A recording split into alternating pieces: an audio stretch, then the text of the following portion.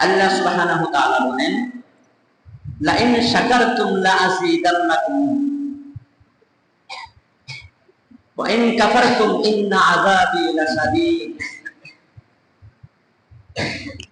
যে ব্যক্তি আল্লাহর নিয়ামতকে শুকরিয়া আদায় করল, আল্লাহ পাক রব্বুল আলামিন সেই ব্যক্তির নিয়ামত বাড়ায় দেন। নিয়ামত বলতে পৃথিবীতে যা কিছু হায়াত, আল্লাহ তার পবিত্র হায়াত বাড়ায় দেন, তার রিজিকের ফয়সালা করেন, তার সমস্ত কাজগুলি মঙ্গলময় কাজগুলি করার মতন শক্তি দান করেন। আল্লাহ সর্বক্ষেত্রে তার নিয়ামত বাড়ায় দেন।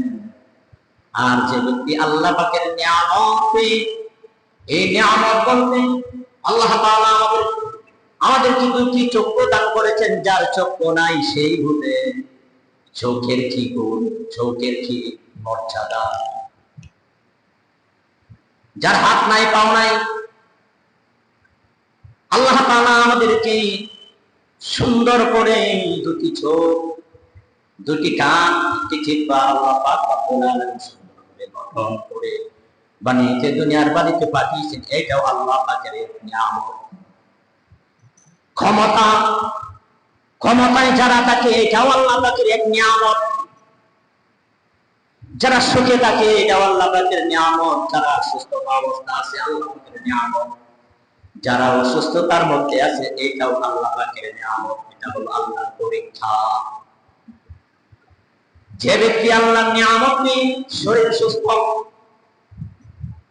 হাত পাও ভালো, আল্লাহ তাআলা তাকে সুস্থ রেখেছেন, ভালো ভালো খাবার সামনে এনে দিচ্ছেন, সেই ব্যক্তি যদি শুকরিয়া আদায় না করে, আল্লাহ পাক রব্বুল আলামিন তার জন্য জাহান্নামের কঠিন শাস্তি রেখেছেন।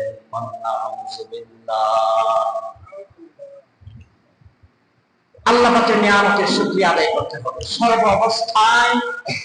আল্লাহ তাআলা শুকরিয়া আদায় করতে হবে। ভালো থাকি, সুখে থাকি, কষ্টে থাকি, যন্ত্রণায় থাকি, সর্ব অবস্থায় কি করতে হবে?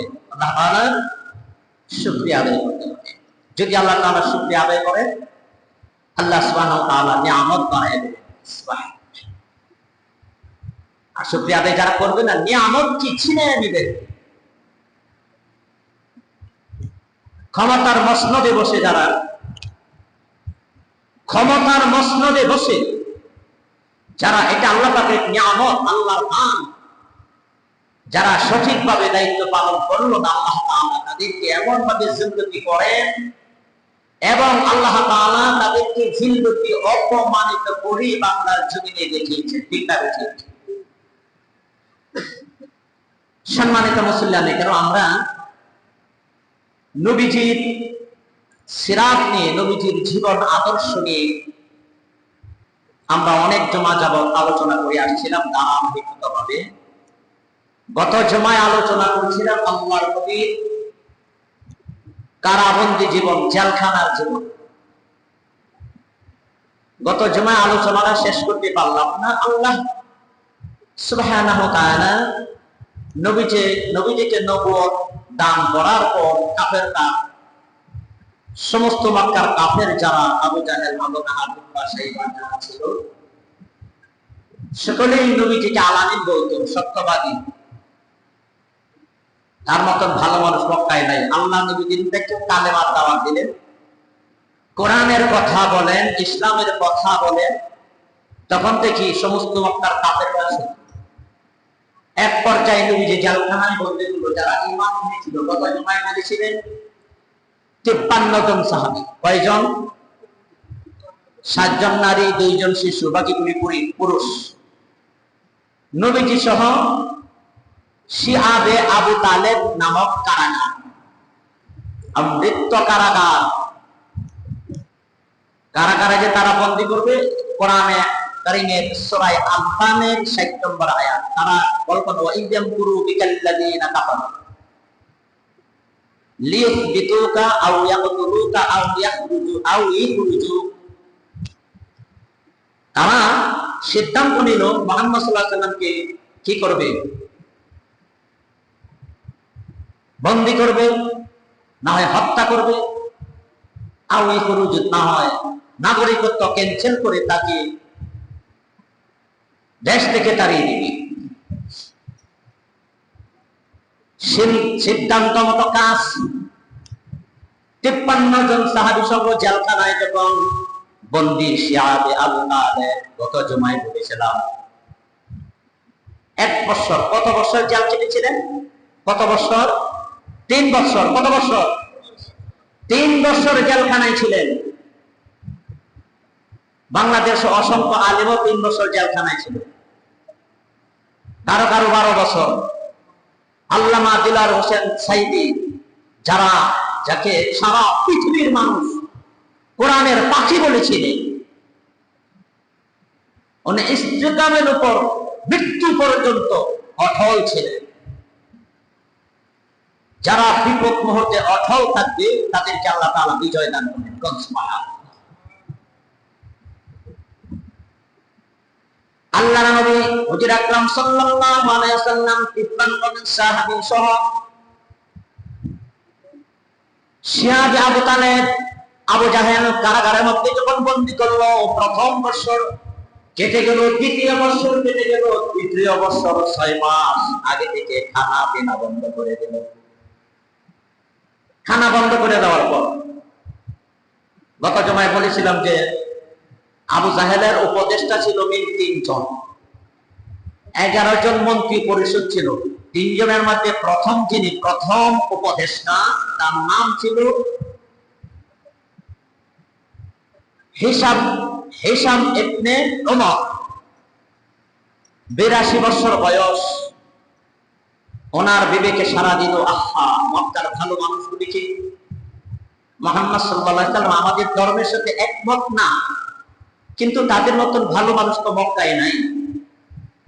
উনি 2 দিন যাবৎ খান না, ওই চিন্তায় আবু জাহেল সিদ্ধান্ত নিয়েছিল কারাগারে বন্দী রেখে সবাইকে মেরে ফেলবে। কারণ আবু জাহেল জানে কারাগার থেকে যদি একজনও বের হয়, মুসলমান যারা ছিল একজনও বের হলেও গোটা মক্কার মানুষ তার নেতৃত্বে হয়ে আবু জাহেলের উপর হামলা করবে। কারণ আবু জাহেল জানে, তারা বলছিল আমরা বিধবার সম্পদ লুণ্ঠন করি, এতিমের মাল লুণ্ঠন করি, এই যে দুর্নীতি করি, আমরা মানুষদেরকে মেরে ধরে খাই, আমাদেরকে মেরে মক্কা থেকে তাড়াইয়া দিবে। শিহাবে আবু তালেব যারা জেলখানায় বন্দী, একজনও 2 ছাড়া পায়, অর্থাৎ একজন তো রাখা যাবে না, সবাইকে জেলখানায় মেরে। সিদ্ধান্ত, খানা বন্ধ করে দিল। তো হিশাম ইবনে ওমর চলে গেছিলেন কার সাথে? ওনার স্ত্রীর কাছে বিদায় নিলেন, যতক্ষণ পর্যন্ত মুহাম্মদ সাল্লাল্লাহু আলাইহি ওয়াসাল্লামকে কারাগার থেকে, আবু জাহেলের কারাগার থেকে যতক্ষণ পর্যন্ত উদ্ধার না করতে পারবো সেই পর্যন্ত খানা খান। উনি চলে গেছিলেন। এরপর আরেকজনের কাছে, সে ছিল আবু জাহেলের প্রথম অবস্থান। কতজন বলেছিলাম তার নাম কি ছিল? দেখি আপনাদের মনে আছে।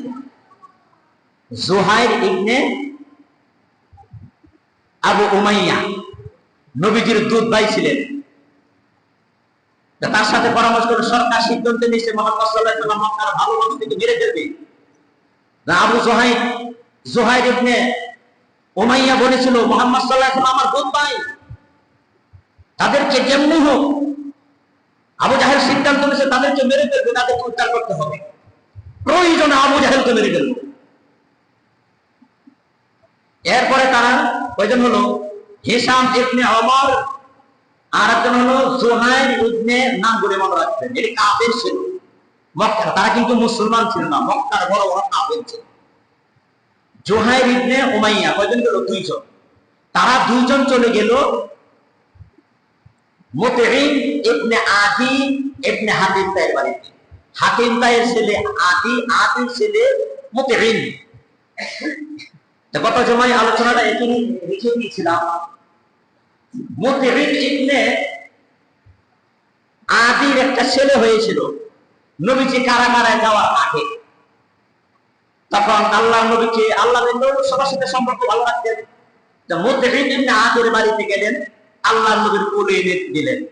মুতিঈম ইবনে আদিমের আদির বাচ্চা ছেলেটাকে আল্লাহর নবী কোলে নিলেন, মুখের পবিত্র লাহা মোবারক তার মুখে লাগাই দিলেন। সুবহানাল্লাহ। নবীজি জেলখানায় 3 বছর, এই ছেলের বয়স 3 বছর, হয়তো 3 বছর 15 দিন জেলখানা যাওয়ার কিছুদিন আগে। এই ছেলে এমন কথা বলি, যা বলে তাই সত্য হয়, যা বলে কি হয় তাই সত্য হয়। যদি বলে আজকে বৃষ্টি হবে, আজকে বৃষ্টি হয়, কারণ তার মুখে কার লালা? নবী মুহাম্মদুর রাসূলুল্লাহ সাল্লাল্লাহু আলাইহি ওয়াসাল্লামের লালা। সুবহানাল্লাহ। এবং তার কথা সত্য হয়ে যায়। তো তার মা 3 বছরের বাচ্চা ঘুম পাড়ানোর জন্য সাথে শুয়াইয়া বলতেছে, বাবা কাঁদে না, ঘুমাও ঘুমাও। মার কানে কানে বলতেছে, মা মুহাম্মদ সাল্লাল্লাহু আলাইহি ওয়াসাল্লামের মুখের লালার বরকতে আল্লাহ পাক রব্বুল আলামিন আমাকে এত নিয়ামত দান করেছেন। শুনছি আবু জাহেল নাকি মুহাম্মদ সাল্লাল্লাহু আলাইহি ওয়াসাল্লামকে কারাগারের ভিতরে, এবং আরো যারা মুসলমান তাদেরকে নাকি মেরে ফেলবে। ও মা, বাবাকে বলো মুহাম্মদ সাল্লাল্লাহু আলাইহি ওয়াসাল্লামকে কারাগার থেকে যেন উদ্ধার করে আনে। আর না হয় মুহাম্মদ সাল্লাল্লাহু আলাইহি ওয়াসাল্লামের সঙ্গে কিন্তু মুহাম্মদ যদি মারা যায়, তাহলে ও মা, তার সঙ্গেও আমি মারা যাব। সুবহানাল্লাহ। নবজাত শিশু 3 বছর বয়স, তার কথা হলো অনেক জ্ঞানীদের কথা। যে দুইজনে লক করছে, তার মধ্যে ইবনে আদির স্ত্রী বলল, ভালো মানুষ, আমার ছেলেকে বাঁচানো যাবে না। তুমি যদি আবু জাহেলের দল ত্যাগ না করো, আমি আমার সন্তানকে নিয়ে আমার বাবার বাড়িতে চলে যাব। তুমি আমার স্বামী, ভালো কথা, কিন্তু আমার তো সন্তান মারা যাচ্ছে। এই মুহূর্তে অনেক রাত, দরজায় আয়েশা নক করলো। কে নক করলো? 2 জন। হিশাম, মনে রাখবেন, হিশাম ইবনে ওমর আর হলো জুহাইর ইবনে উমাইয়া। লক করার সাথে সাথে দরজা খুলে দিল। দরজা খোলার পর মুতিঈম ইবনে আদি ইবনে হাতিম তাই দরজা খোলার পর বলল, তোমরা কারা? হিশাম ইবনে ওমর বলল, আমি হিশাম ইবনে ওমর, আবু জাহেলের প্রধান উপদেষ্টা। ডাক দিয়েছে, দরজা বলতে হয় না। আর মুতিঈম ইবনে আদি হচ্ছে স্বরাষ্ট্রমন্ত্রী। কি মন্ত্রী? স্বরাষ্ট্রমন্ত্রী, মনে রাখবেন। তার ছেলে মারা যায়, তখন হিশাম ইবনে ওমর বলে, আবু জাহেল সরকার কি সিদ্ধান্ত নিয়েছে জানি? হ্যাঁ জানি। মুহাম্মদ সাল্লাল্লাহু আলাইহি ওয়াসাল্লামকে তারা তো কারাগারে একবারে শেষ করে ফেলতে চায়, তো তার জন্য কিছু করবা নাকি? করবো না মানে? আমার সন্তান মারা যাচ্ছে। মুহাম্মদ সাল্লাল্লাহু আলাইহি ওয়াসাল্লাম তো ভালো মানুষ। আবু জাহেল ষড়যন্ত্র চক্রান্ত করে তাকে জেলখানায় বন্দী করে রেখেছে। বলো কি করতে হবে? কয়জন এলো? 3 জন। কয়জন? হিশাম ইবনে ওমর, জুহাইর ইবনে উমাইয়া, জুহাইর ইবনে আবু উমাইয়া, আর মুতিঈম ইবনে আদি ইবনে আবু তালিব। 3 জন। তারা 3 জন চলে গেল আপনার অর্থমন্ত্রী। অর্থমন্ত্রী হলো, তার নাম হলো বুখতার ইবনে হিশাম। তার নাম কি? বুখতার ইবনে হিশাম। সে আবার আবু জাহেলের বোন জামাই। কি? আবু জাহেলের বোনের জামাই বুখতার ইবনে হিশাম। এখানে আবার আর এক ঘটনা ঘটে গেল। বুখতার ইবনে হিশামের এমন রোগ হয়েছে, কত ডাক্তার কবিরাজ ঠিক দেখায়, ভালো হয় না। দিনের পর দিন, মাসের পর মাস বিছানা থেকে উঠতে পারে না, ঘর থেকে বের হতে পারে না। কারণ সে হলো অর্থমন্ত্রী, তার তো দায়িত্ব আছে। অর্থমন্ত্রী কি ঘরে ঘুমায় থাকে না? অনেক দায়িত্ব থাকে। তার এমন অসুখ হয়েছে, কোন চিকিৎসায় কাজ হয় না। শেষ পর্যন্ত মারা যাওয়ার উপক্রম, সে যখন মারা যাবে, মারা যাওয়ার পর্যায়ে, এমন পর্যায়ে বখতার ইবনে হিশামের মা কিছু খাদ্য নিয়ে আসতাম, উটের দুধ, খেজুর কাছে নিয়ে আসলেন। আয়েশা বলতেছে, বাবারে কত চিকিৎসা করলাম, তোকে কত ডাক্তার দেখাইলাম, কত কবিরাজ দেখাইলাম, হেকিম দেখাইলাম, কোন কাজ হয় না, রোগ তো ভালো হয় না। বাবা শোনো, ওই মুহাম্মদ সাল্লাল্লাহু আলাইহি ওয়াসাল্লামের আবু জাহেল জেলখানায় বন্দী করে রেখেছে। বাবারে ওই মুহাম্মদ সাল্লাল্লাহু আলাইহি ওয়াসাল্লাম যে কথা বলে কালেমা দেওয়া পড়ে মানুষদেরকে দ্বীনের দাওয়াত দেয়, বাবারে ওই মুহাম্মদের কালেমাটা পড়ে লা ইলাহা ইল্লাল্লাহু মুহাম্মাদুর রাসূলুল্লাহ সাল্লাল্লাহু আলাইহি ওয়াসাল্লাম, বাবারে ওই কালেমাটা পড়ে আমি ওই দুধের মধ্যে, শরবতের মধ্যে, খাদ্যের দামি ফু দিলাম। বাবা খায়া দেখো তো ভালো হোক কিনা। সমস্ত ডাক্তার কবিরাজ ফেল, ডাক্তাররা বলেছে সে আর বাঁচবে না, সে মারা যাবে। বাবা গো, মারা যাওয়ার আগে মুহাম্মদের কালেমা পড়ে আমি এই শরবতী দুধের মধ্যে আমি ওষুধ বানায় তোমাকে দিলাম, তুমি খায়া দেখো কাজ হয় কিনা। বখতার ইবনে হিশাম বলেন, আমার মা খেজুর আর উটের দুধ দেওয়ার পরে আমি যখন মুখে নিলাম, মুহাম্মদ সাল্লাল্লাহু আলাইহি ওয়াসাল্লামের কালেমা পড়ে যখন ফু দিয়া ওই আমি দুধ হাতে নিলাম, আর পান করার সাথে সাথে আমি দেখতেছি একদিকে দুধ যায় আর একদিকে আমার সমস্ত রোগ এইভাবে ভালো হয়ে যাইতেছে। সুবহানাল্লাহ। দুধটুকু পান করা শেষ, আমার শরীর এরকম সুস্থ হয়ে গেছে, মনে হইতেছে আমার শরীরে কোন রোগই ছিল না, আমি কোনদিন রোগে আক্রান্ত হই নাই, আগের চেয়েও আমি আরো ভালো সুস্থ হয়ে গেছি। সুবহানাল্লাহ। বখতার ইবনে হিশামের মা বলে, বাবারে শুনেছি আবু জাহেল নাকি মুহাম্মদ সাল্লাল্লাহু আলাইহি সাল্লামকে এবং তার সাথী সঙ্গী যারা সবাইকে নাকি জেলখানায় মেরে ফেলবে, তাদের নাকি খানা বন্ধ করে দিছে।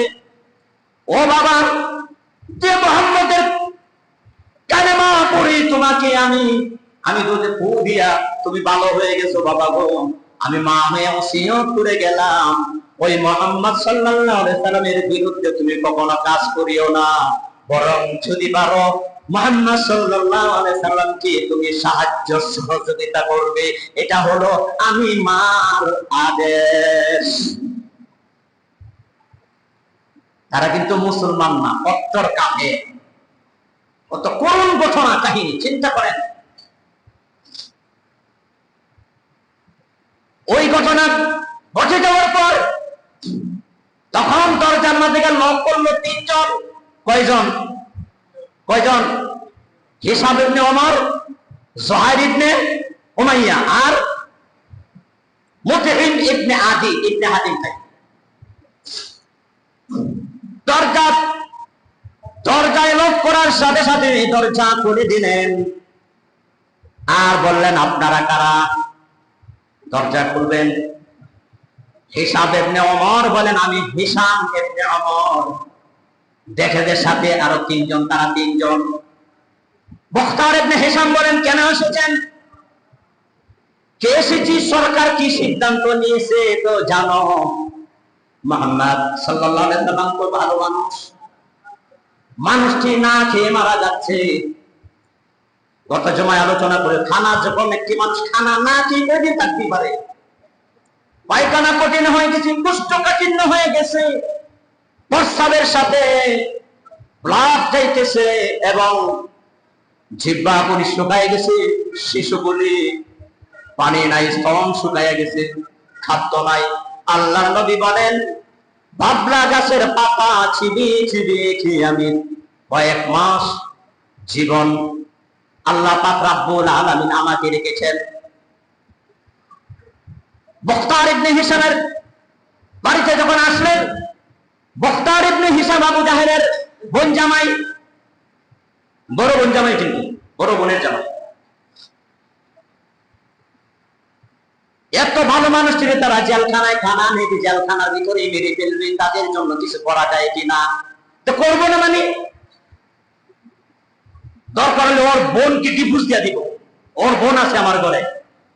মুহাম্মদ সাল্লাল্লাহু আলাইহি ওয়াসাল্লাম ভালো মানুষ, তার মতন ভালো মানুষ, আবু বকরের মতন ভালো মানুষ, ওমর তখন মুসলমান হয় নাই, উসমানের মতন ভালো মানুষ, আলীর মতন ভালো মানুষ, খাব্বাব ইবনে ইয়াসির, হযরত বেলাল, তাদের মতন ভালো মানুষ একটাও নাই। সবগুলি মানুষ জেলখানায় মারা যাবে, এটা কখনোই হতে পারবে না। চলো, কয়জন হলো এখন? 4 জন। কয়জন হলো? চলো আমরা এখন চলে যাব আরেকজনের কাছে। সে হলো খাদ্যমন্ত্রী। সে কি মন্ত্রী? তার নাম হলো জাইমা ইবনে আসওয়াদ ইবনে আবু তালিব। জাইমা ইবনে আসওয়াদ ইবনে আবু তালিব। তার চেহারাও খুব সুন্দর, তার ভাষাও সুন্দর। সে হলো খাদ্যমন্ত্রী। তার কাছে হজের সময় বিভিন্ন দেশের লোকেরা আসে, স্বর্ণ গয়না টাকা পয়সার স্তূপ হয়ে গেল। সে কবিও ছিল, তার খুব ভাষা খুব সুন্দর ছিল। 4 জন মিলে তার কাছে চলে গেল। জাইমা ইবনে আসওয়াদ ইবনে আব্দুল মুত্তালিবের কাছে চলে গেল। উনি ঘুমন্ত অবস্থা ছিলেন, উনি ঘুমন্ত অবস্থায় ছিলেন। ঘুমন্ত অবস্থায় দেখেন আল্লাহর নবীর সাথে তার মুআনাকা হচ্ছে। সুবহানাল্লাহ। নবীজির সাথে তিনি এইভাবে কোলাকুলি করতেছেন। এই মুহূর্তে ঘুম ভেঙে গেল। হিশাম ইবনে ওমর ডাক দিলেন, দরজায় লক করলেন, দরজা খুলে দিল। তোমরা কারা? দেখে 4 জন। হিশাম ইবনে ওমর, জুহাইর বিন ইবনে উমাইয়া, আবু উমাইয়া, মুতঈম ইবনে আদি, বুখতার ইবনে হিশাম। এই 4 জনের কে দেখে তারা বলল, জাইমা ইবনে আসওয়াদ ইবনে আব্দুল মুত্তালিব বলল, আপনারা কারা? কেন এসেছেন? আপনারা কেন এসেছেন? যে আমরা এসেছি একটি পরামর্শ করার জন্য।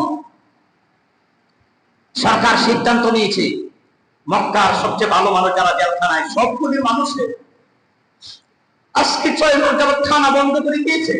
না খেয়ে মানুষটি মারা যাচ্ছে। এটা কি হয়? তাদের ধর্মের সাথে আমাদের ধর্ম এক না, তাদের আকীদার সাথে আমাদের আকীদাগত এক না, কিন্তু তারা তো ভালো মানুষ। মুহাম্মদ সাল্লাল্লাহু আলাইহি ওয়াসাল্লাম ভালো মানুষ। হিশাম ইবনে ওমর বলে, তার জন্য কিছু করবা নাকি? কিছু করা যায় তাকে উদ্ধার করার জন্য। আমরা 4 জন এসেছি। জাইমা ইবনে আসওয়াদ ইবনে আব্দুল মুত্তালিব বলে, আমি অল্প কিছুক্ষণ আগে মুহাম্মদ সাল্লাল্লাহু আলাইহি ওয়াসাল্লাম আমার ঘরে এসেছেন, তার সাথে আমি এইভাবে কোলাকুলি করেছি। মুহাম্মদ সাল্লাল্লাহু আলাইহি ওয়াসাল্লামের সাথে কোলাকুলি করার পর তোমরা ডাক দিয়েছো। এই মুহূর্তে দেখি আমার ঘরটা সুগন্ধিতে ভরপুর হয়ে গেছে। সুবহানাল্লাহ। মুহাম্মদ সাল্লাল্লাহু আলাইহি ওয়াসাল্লাম এসেছিলেন সুগন্ধিতে, বড় আমার শরীরটা সুগন্ধ হয়ে গেছে। তাকে কেমনে উদ্ধার করতে? তারা ভালো মানুষ, তাহলে কিভাবে উদ্ধার করা যায় পরামর্শ করি। হিশাম ইবনে ওমর বলেন, এখানে নয়, চলো আমরা অন্য কোথাও চলে যাই, যা সিদ্ধান্ত নিব তা মুহাম্মদ সাল্লাল্লাহু আলাইহি ওয়াসাল্লাম তার সাথীদেরকে কিভাবে উদ্ধার করা যায়। তখন এই 5 জন কাফের, কয়জন? হিশাম, মনে রাখবেন নামগুলি। নবীজিকে উদ্ধার করার জন্য, জেলখানা থেকে উদ্ধার করার জন্য 5 জন সবচেয়ে বড় কট্টর বড় বড় কাফের নবীজিকে উদ্ধার করার জন্য তারা পরামর্শ করেছিল এবং উদ্ধার করেছিল।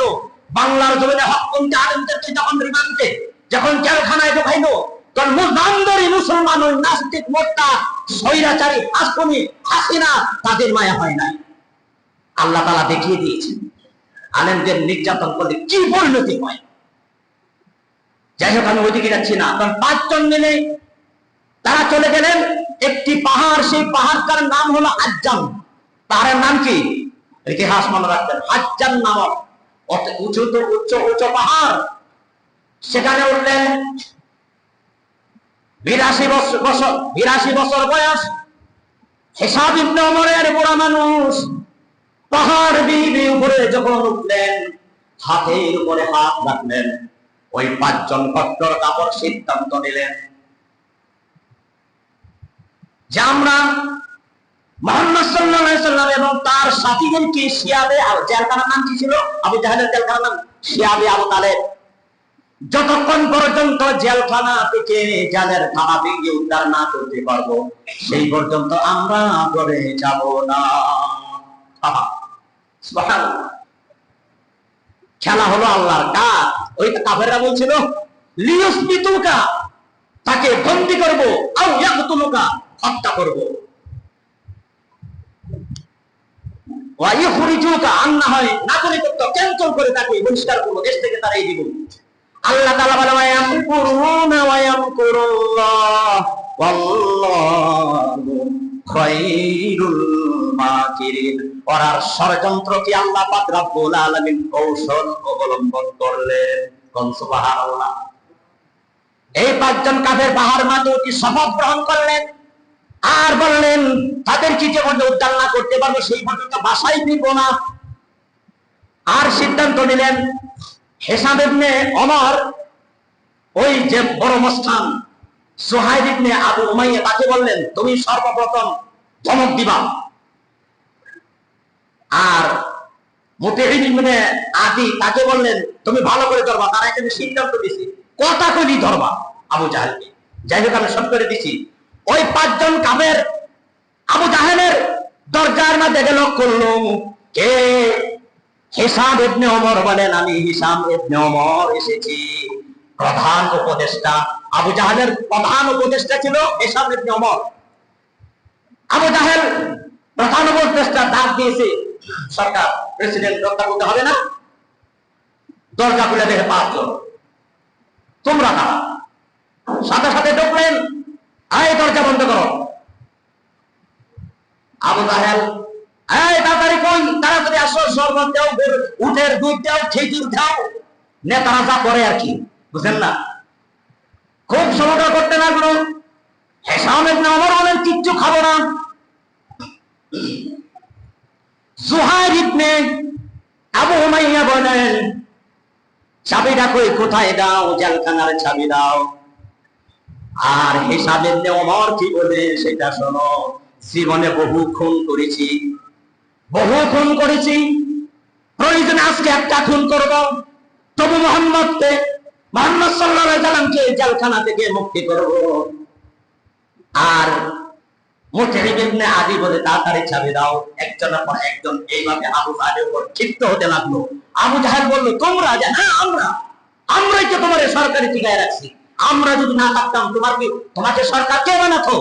তাড়াতাড়ি চাবিটা দাও, আর না হয় কিন্তু। হিসাম ইবনে ওমর বলতেছেন দেখো একটু মিথ্যার আশ্রয় নিলেন। ওরা চাইছে যে আমারে কইতে, তারা মুহাম্মদের মুক্তি চায়। আর তুমি তো জানো ওই সুহাইল ইবনে আবু উমাইয়া ও যদি তরবারি উঁচু করে ও না থাকতে ছাড়ে না, কি জানি কি করে ফেলে তোমাকে, এই জন্য আমি আসলাম।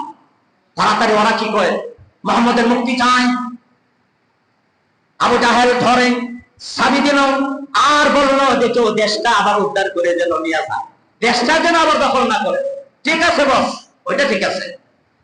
5 জন মিলে জেলখানায় চলে গেলেন। জেলের তালা খুলে হিসাম ইবনে ওমর নবীজিকে ডাক দিলেন, মুহাম্মদ সাল্লাল্লাহু আলাইহি সাল্লাম নাকি গাছের সাথে, খেজুর গাছের সাথে ঠেস দিয়ে বসে আছিলেন। ডাক দেওয়ার পরে হিসাম ইবনে মুহাম্মদ সাল্লাল্লাহু আলাইহি সাল্লামের হাত মুবারক ধরলেন, মুহাম্মদ তুমি কেমন আছো? নবীজি বললেন আলহামদুলিল্লাহ আলা কুল্লি হাল। আল্লাহ পাক রব্বুল আলামিন সুখে রেখেছেন, যে হালে রাখেন সেটাই আল্লাহ পাকের শুকরিয়া আদায় করি। এই জন্য দুঃখে সুখে সর্ব অবস্থায় যে ব্যক্তি আল্লাহ শুকরিয়া আদায় করে আল্লাহ তার নিয়ামত বাড়ায় দেন। সুবহানাল্লাহ।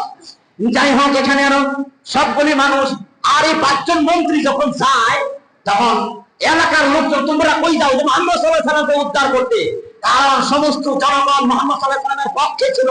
আবু জাহেলের কারণে তার ক্ষমতার প্রভাব, তার ভয়ে কেউ কিছু বলতে পারে নাই। একটা কথা দেখুন, বাংলা যারা আলেমদেরকে নির্যাতন করে জেলখানায় দড়ি দিয়া বেঁধে যখন আদালতে উত্তোলন করেছিল, মানুষরা কান্না করেছিল, ঠিক না বেটি? আল্লাহ পাক রব্বুল আলামিন ক্ষমতা ছিনিয়ে নিয়া ওদেরকে একই পুলিশ দিয়া একই দড়ি দিয়া আদালতে যখন উঠাইছে, মানুষ সম্মান করে নাই, কেউ কাঁদে নাই, একটা কুকুরও কাঁদে নাই, বরং তাদেরকে জোকা আর কষা ডিম মেরেছে। আল্লাহ পাক রব্বুল আলামিন দেখিয়ে দিলেন নবীর সাথে এবং আল্লাহ আমাদের সাথে বেয়াদবি করলে তার পরিণতি কি হয়। সুবহানাল্লাহ। আলেমদের সাথে বেয়াদবি করবেন না। আলেমরা নবীর ওয়ারিসদার, তারা যে কোনো মুহূর্তে, সব আলেম খারাপ না, আমার মতন তার সব না, আমার সে ভালো সব। আলেমদেরকে মহব্বত করো, তাহলে নবীকে মহব্বত করা হলো। যাই হোক, এলাকার লোকজন 5 জন মন্ত্রী যখন দেখলো যে জেলখানা থেকে নবীজিকে উদ্ধার করে নিয়ে আনবে, শিশু পর্যন্ত, বাচ্চারা পর্যন্ত, কেউ রুটি নিয়া, কেউ খেজুর নিয়া, কেউ দুধ নিয়া, কেউ শরবত নিয়া দাঁড়ায় রয়েছে। আল্লাহর নবী দীর্ঘদিনের উপবাস জেলখানায় কাটা দিছে না। নবীজি যখন জেলখানা থেকে আর মানুষগুলি যখন আসলেন, স্বস্তির নিঃশ্বাস পেলেন, আর মক্কার সমস্ত মানুষ খুশি হয়ে গেল। সুবহানাল্লাহ। এরপরে তো যন্ত্রণা শেষ হয় নাই, আল্লাহ নবী হিজরত করতে হয়েছে, নবীজির হিজরত করতে হয়েছে, দেশ ত্যাগ করতে হয়েছে তাদেরকে। আল্লাহ তাআলা শেষ পর্যন্ত নবীজি বিজয় দান করলেন। 8 বছর পরে মক্কা দখল করেছেন, মক্কা বিজয় করেছেন, কাফেরের গোষ্ঠী পাহাড়ে গর্তের মাঝে পলায়ন করেছে, আর মুসলমানদের হাতে আল্লাহ তাআলা ইসলামের পতাকা দান করেছেন। ইসলামের বিজয় হয়েছে মুসলমানদের নেতৃত্বে। আল্লাহ সুবহানাহু ওয়া তাআলা তামাম পৃথিবীর সমস্ত হিন্দু, খ্রিস্টান, আস্তিক, নাস্তিক যারা ছিল, মুসলমানদেরকে জিজিয়া কর দিয়ে রয়েছে। আজকে সেই মুসলমানের ইমানি শক্তি নাই, সেই নবীর ওয়ারিসদার আজকে যারা আমরা আসলে আমাদের একটা জিনিস নষ্ট হয়ে গেছে, সেটা হলো আমল। সেটা কি? ভালো আমল। 5 ওয়াক্ত নামাজ পড়ে নবীর উম্মত দাবি করতে হবে। 5 ওয়াক্ত নামাজ, হালাল খেতে হবে, হারামকে বর্জন করতে হবে, সমস্ত অন্যায়ের বিরোধিতা করতে হবে, সৎ কাজে আদেশ করতে হবে। তাহলে আমি প্রকৃত মুসলমান, নবীর উম্মত। আল্লাহ সুবহানাহু ওয়া তাআলা আমাদেরকে আমল করার তৌফিক